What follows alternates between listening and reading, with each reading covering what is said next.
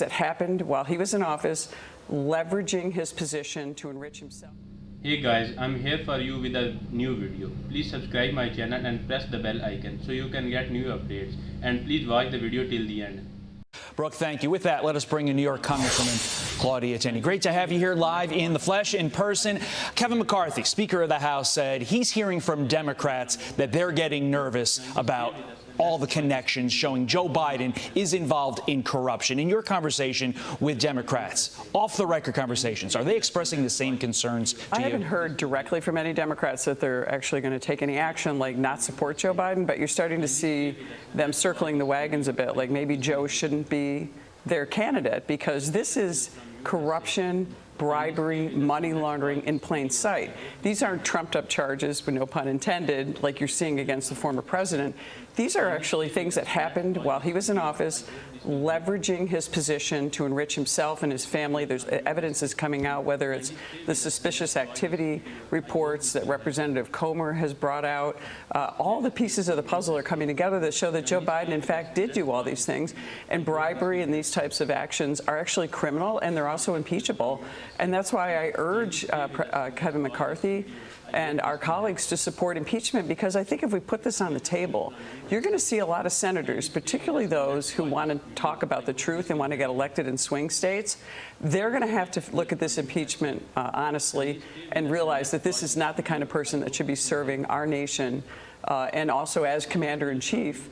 And I think that that's what we're facing right now, which is why I support the inquiry into impeachment and ultimately an impeachment. Ultimately, at the end of the day, though, do you think Kevin McCarthy goes through with an impeachment inquiry? Yes, I do. I think Kevin is moving to that direction. We just need some Democrats to go along with us in the Senate, because we'll definitely pass it in the House. 67 in the Senate. That's a tough road to hoe. But when you have evidence like Victor Shokin coming out and basically saying, hey, guys, I am making the connection now between the money paid to Joe Biden and the change in American foreign policy, I think Democrats in the Senate do need to take notice. I want to get your thoughts on stuff here back in your state of New York. Police boosting a security situation outside Catholic school turned migrant shelter on Staten Island, say they're expecting thousands of protesters to show up today. It all comes after a rally got pretty heated outside the New York City residence of the mayor, called Gracie Mansion, yesterday over the migrant crisis. Here's Curtis Sliwa leading the crowd before being arrested.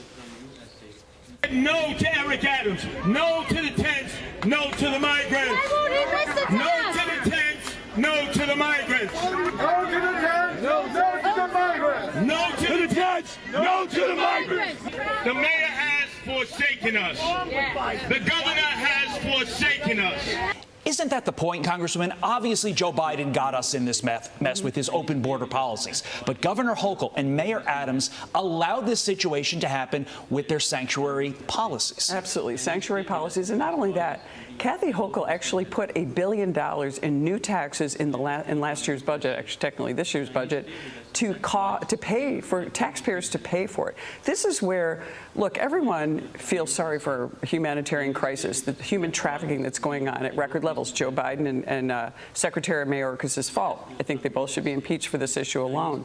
But when you look at the cost to the New York taxpayers, the most beleaguered taxpayers really in the nation, why are we putting this cost on them? And then to bring them upstate, there's no evidence that these people are being vetted. We had to evict them from college dorms so students could go back to school in some of these campuses. That's completely wrong, and that's a complete abuse of the taxpayers. It's really costing us. Think about the money that's being, the average American. We have to commute upstate in cars. We don't have a lot of public transportation. Right. Highest energy costs we've seen, and not to mention just for cars, heating our homes, inflation, the cost of groceries, and then to add this migrant crisis and to move these people into our region where we have to pay for them. We can't even pay for our own homeless in our communities because of the policies created in far-left Albany that Kathy Hochul presides over. Before we let you go, instead of focusing and finding a solution to the migrant crisis, the crime that is ravaging New York City, the fact that the city, quite frankly, is disgusting. Governor Hochul and Mayor Adams are fighting over foie gras. That's like duck liver. I mean, why are they so so unserious about solving the problems of our city and our state? Well, if they can get people to take their mind off the terrible things happening, they could lose elections. And even in New York State, the polls are showing that most New Yorkers, this is a 2-to-1 Democratic state, New Yorkers are tired of it. They're fed up with the crime, and they're fed up with this disaster with the migrant crisis. They're fed up with the taxes, the policies coming out of Albany, and exacerbated by what Joe Biden is doing on the national level. People are hurting, and they want to see a change. And, you know, even the polling even shows that even Senator Gillibrand, who's up for election next year, the polling's not great for her right now because of what's happening. And so there has to be a change in New York. And I hope so, for the sake of all New Yorkers. I'm a New Yorker. I love New York. I love the state. I've lived here my whole life. But this problem in New York City isn't just New York City. Crime is the entire state 100%. because of the policies there. In case you were wondering, Adams is against foie gras. Hochul is for it, I guess, but it doesn't matter. That's not the point. He's a vegan, isn't he? Our cities are falling apart, and we need help. Congresswoman Claudia Tenney, thanks so much for stopping by before you head back to D.C. next month. We appreciate it.